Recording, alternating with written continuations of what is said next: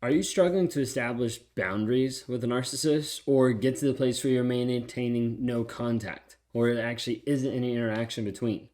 Maybe you're at the place where you want to regain control of your life and to break free of that toxic cycle of interaction or the toxic cycles that you've seen in person to person to person. Going no contact can be a really, really hard piece for people to be able to do, for people to walk through. Sometimes it's along lines of like, I don't want to go no contact because that feels mean or that feels abusive in doing that. Understand that going no contact, and when we talk about it in the frame of narcissistic abuse, it's always meant as a way not to punish the other person, not to teach the other person a lesson, but for you to actually get free mentally, emotionally, spiritually, physically from this person so that you have the opportunity and oftentimes the capacity to heal. So many times you're in a toxic relationship that doesn't give you the ability to even heal or to access that healing because you're constantly getting triggered. And there's not a way to continue moving forward in your healing, in your growth, and in your development. So today we're going to talk about going no contact and how it's a means of detaching from the narcissist influence, how that actually works, and a couple practical tools going into it. Talking about going no contact, a little bit about parenting, and then how do you actually go about the process? Like, what is the first step in going no contact with a toxic person? If you guys are new here, my name is Ben Taylor. I'm a self-aware narcissist on this channel to provide awareness about narcissistic abuse. The founder of Raw Motivations and your guide in the 7-day challenge that you can access at escapetoxicity.com. It's a 7-day challenge to healing. 7 days, $7 total. It gives you lifetime access and a community that's going through the challenge at the same exact time. Join to learn about narcissistic abuse, reactive abuse, the guilt of being with a narcissist, how we start to teach the formula of the triggers that control you to be able to get free from the narcissist grip. Join today at escapetoxicity.com. So when we talk about this aspect of blocking, when we talk about this aspect of getting free from the narcissist, going no contact, what does that actually look like? First point I want to be able to point out for you is going no contact is blocking and oftentimes ghosting the other person. Like when we talk through this aspect of no contact, it means severing all forms of communication. That there is no way for you to interact with this person, that there's no way for them to interact with you. It means you're cutting off all access to you. This means going through and blocking on all different aspects, blocking on all social media, blocking on your email, blocking on your phone, going in all different levels to try to make sure that you actually have the capacity to be free from this person. This might be blocking the phone number. This might be changing your phone number. All social media accounts. This might be going through different Venmo, PayPal, Cash App, different things where you're actually having to figure out, how do I block this person? How do I make sure that they can't actually contact me? Again, this whole aspect of blocking is not out of an abusive nature, but is out of a self-preservation measure. To get to the place of saying, hey, if I block this person, I will have less triggers on a day-to-day basis. I would get less thrown off every single day because this person cannot control me. They're no longer in my life activating, pressing my buttons in all those different aspects. Getting to this place where you have no interaction with the narcissist, that there's not a way online or offline for there to be this interaction. Now, you can't help it if he shows up at your work or if he walks in the door, at the place where you work, or you're at a restaurant, or, if he just shows up at your house. Okay, you don't have access to be able to prepare for every single piece. But you do have access to keep no contact in all other ways all the time so that you're able to start down the healing process. When you do this, when you start to create a barrier between you and the toxic person, you start to reclaim your power and eliminate the potential of the manipulation and the emotional turmoil that's going to come from being with a toxic person. So think of it this way. If the narcissist tries to contact you via text, okay, maybe he started texting you on a brand new number, resist the urge to respond, knowing that anything they say in that moment is only going to be a ploy to get you back in the relationship.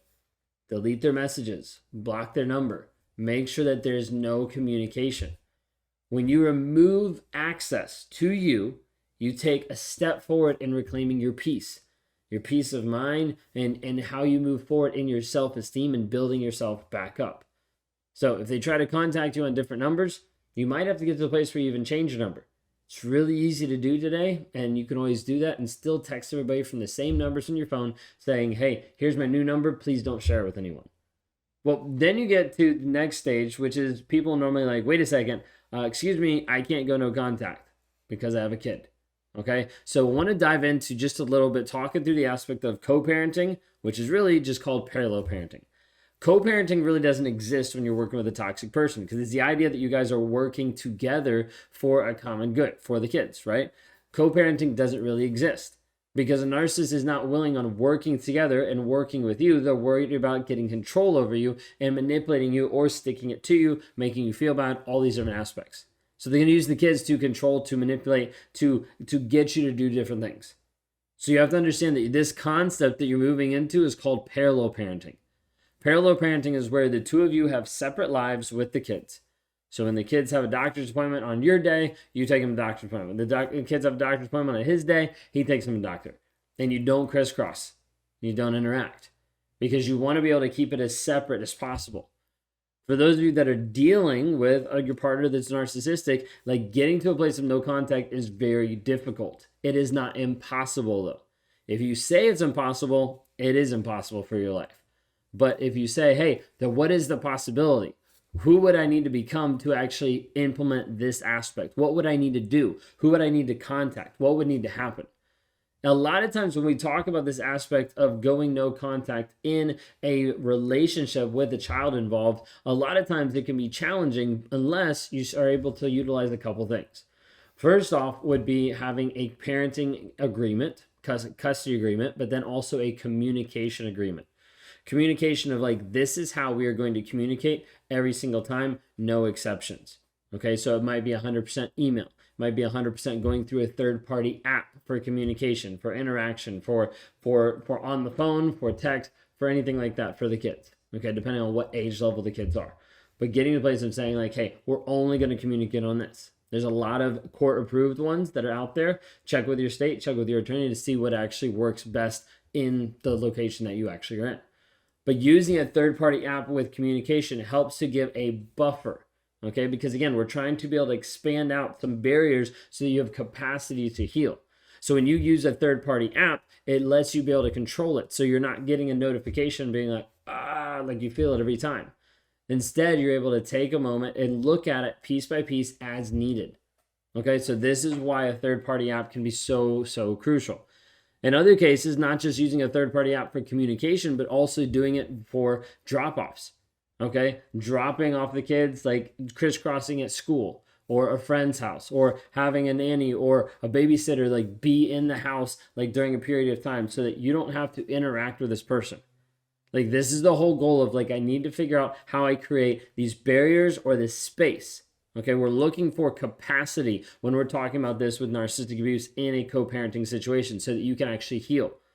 The whole goal of this is to minimize or completely eliminate contact with the toxic person to protect yourself and to protect your kids from more manipulation. So this is a piece you'll have to see over and over that's very hard, but there's a lot of people that have actually done it. Okay? Co-parenting apps are huge. If you can get on a co-parenting app, that is essential, especially if you can get it in a co-parenting agreement. Now, if you get on the co-parenting agreement and it says use a co-parenting app, a third-party co-parenting app, and the narcissist is like, I'm not doing it, block them on everything and say, hey, be willing to chat with you inside the co-parenting app. And then you can show the court, say, hey, he didn't comply. He didn't actually do what he says he's going to do. I said, hey, you can have the kids. I say you can do like these different things inside the third-party app, and he didn't show up. So that's him not being willing to actually do his part. So sometimes you have to toe the line really hard. Be careful, some of those different nuances, but want to just put out there. Okay, the third point I want to be able to put out is sometimes people are like, how do I go no contact? What do I do? Okay, and sometimes it's not enough to just say block, ghost, go no contact. They're like, okay, but like, what do I do? Okay, one of the biggest pieces is people are like, maybe I should give them a reason. Maybe I should tell them. Maybe I should like give them a heads up, all those different type of things. One of the things I want you to understand is typically when you go and when you tell a narcissist that you're leaving, it can either ramp up abuse, it could ramp up control and manipulation, it could make them try to convince you to not leave. How many of you have actually tried to leave and the narcissist convinced you to stay? Type in me in the chat. Like help other people to know of like, oh, that was me. Like people are not alone. Because a lot of times when you go to a narcissist being like, hey, I think we need to break up. I need space. I need this. I'll change. I'll do better. I'll work on this. I'll go to therapy. And all the future faking, all the different aspects of love bombing come out and you start to question yourself. Maybe it's not that bad. Maybe I should stay. Maybe I should give another chance. And so by getting to the place where you silently implement just going no contact, you avoid providing them with the opportunity to manipulate or guilt trip you into staying in contact. It allows you to focus, once again, it allows you to focus on your healing and reclaim your life without this unnecessary interference from the toxic person. Going no contact is about getting space and capacity for healing.